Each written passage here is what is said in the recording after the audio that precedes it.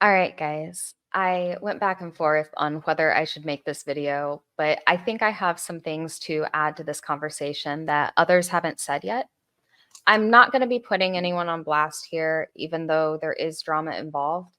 I have made peace with at least one of the main people involved, and the others are not people I want to burn bridges with because I assume they are good people and pillars of the old guard of the TTRPG hobby.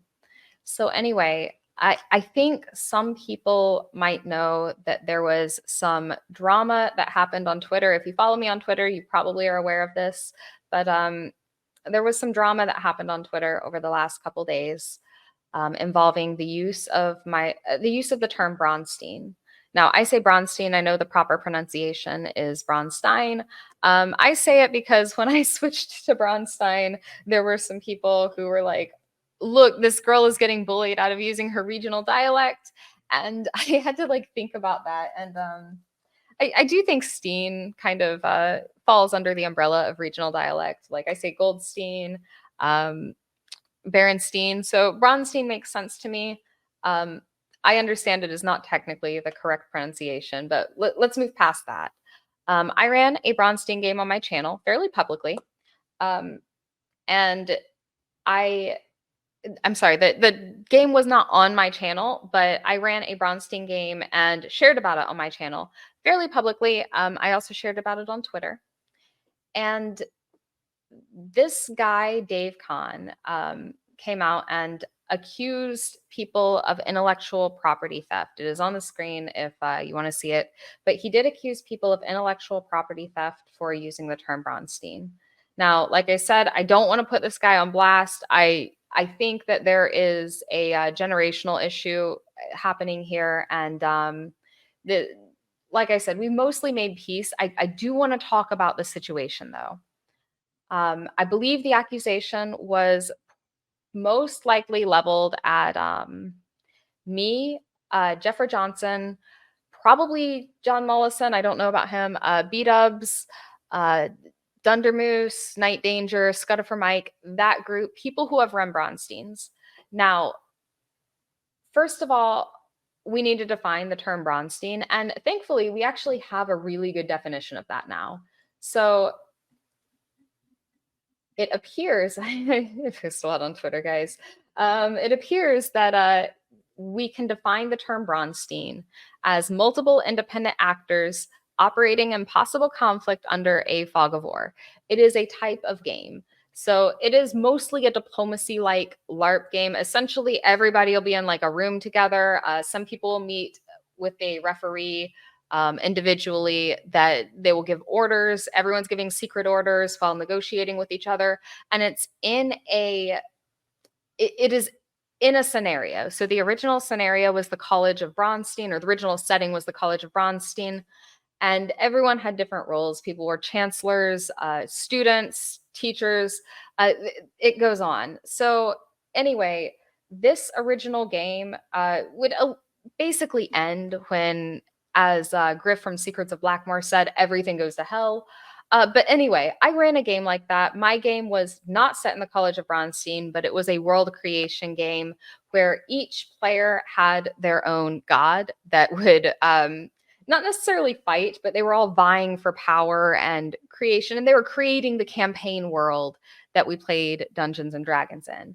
Now, it fits the definition of Bronstein, which is multiple independent actors operating in possible conflict under a fog of war. It fits that definition. And that's the working definition we're going to use, because that is the definition that was agreed upon by Jeffrey Johnson, uh, by Griff Morgan, and basically most other people involved in the Bronstein community on Twitter, I think, agree on this definition. The only person who I would love to hear weigh in on this definition who hasn't, I believe, is David Wesley. I would love to hear his defined terms for it, but unfortunately, seems to be the type of person who has run many of these games, but doesn't really seem to have an interest in like writing these rules down. And I have nothing but respect for David Wesley for this, because I am definitely a game runner and not a game writer. So I understand how that is. But anyway, so that drama happened. We were accused of intellectual property theft, of stealing the name Bronstein. But we have a definition, and the games that we were running do fall under that definition. Now, there were some structural differences. Like, for example, my players did not have roles assigned to them. They more or less made their own character and role before the Bronstein portion started. However, I don't see that as definitional.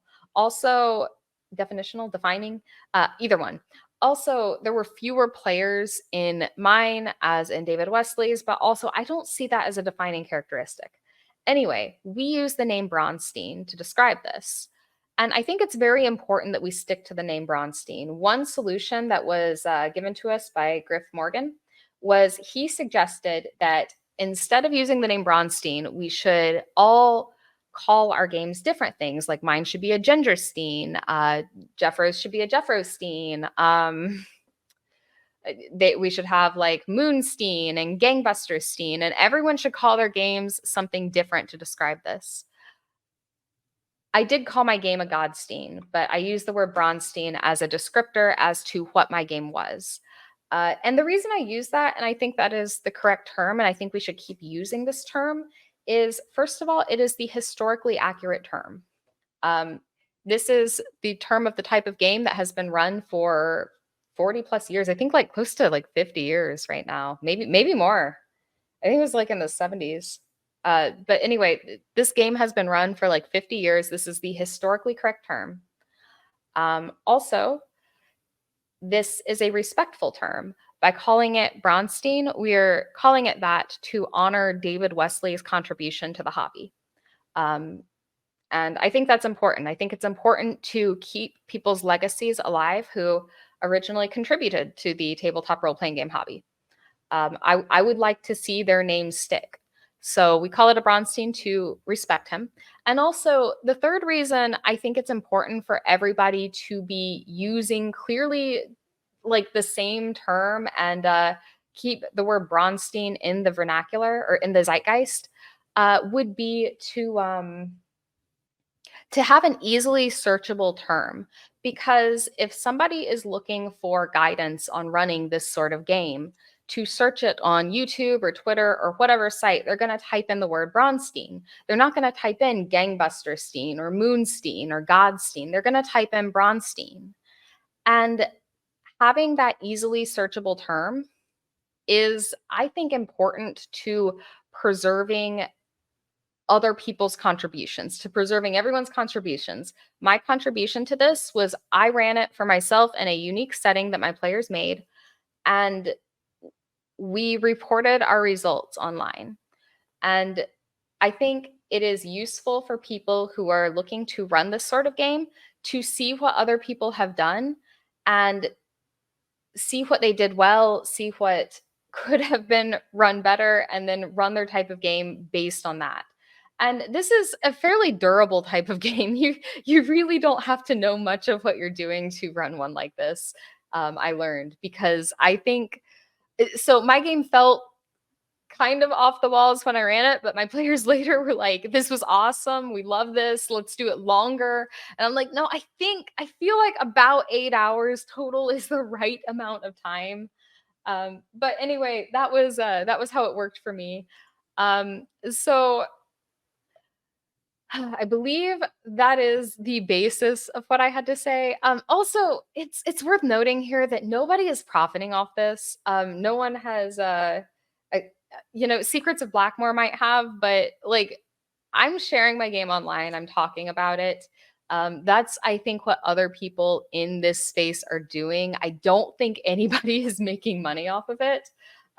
If they are, it's like in the form of like YouTube chats or super chats or whatever, but like that's not really making money off of the name Bronstein. People run like Dungeons and Dragons streams and stuff. So I don't particularly think that that's actually a big thing. But anyway, I'm sharing my stuff about my game because I want to share stuff about my game because first of all, I think it helps other people who would like to run similar games to see like how mine ended up. Um, But yeah, that's the main reason I share. I'm not sharing this stuff to make a couple dollars off of it. I'm sharing to help other people who have an interest in this sort of thing be able to run a game like mine. And I use Bronstein as a descriptor, again, to honor David Wesley. Anyway, that's about all I have to say on the topic. I really hope I don't have to talk about this again, but if there are any questions, I might. Like I said, everyone involved, I've really made peace with. It's good. I hope that nobody harasses anyone. I think it was all a misunderstanding. I do think that the people who were saying that we were appropriating the game name didn't really understand what we were doing, but it's been cleared up. And these are the reasons, like I said, that I would like to continue using the name Bronstein instead of any other alternative. All right, that's about all I have to say. Thanks, guys.